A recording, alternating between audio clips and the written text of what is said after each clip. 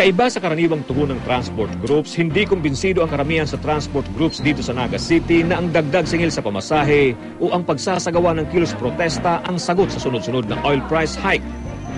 Noong nakarang Sabado, isang tigil pasada ang isinagawa ng grupong Condor Piston. Pero di sumali ang Naga City Jeepney Federation. Ang nais raw nila ay isang pagmatagalang solusyon sa tila walang katapusang pagtaas ng presyo ng mga produktong petrolyo.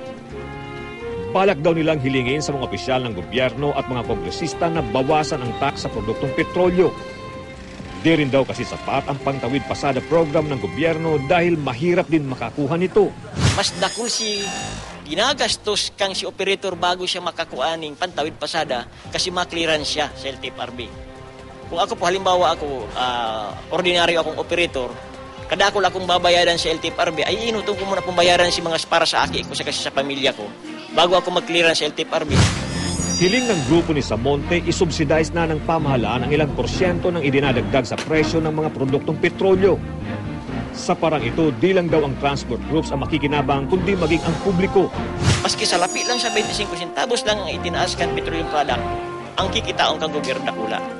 Baka pwedeng itaon na ito duman, ibarato na sa mga sa transport sector o itaon man po duman sa mga riding public. Pero kung mas mauna raw maaprubahan ang dagdag pasahe kaysa sa kanilang panukala, susundin naman daw nila ito.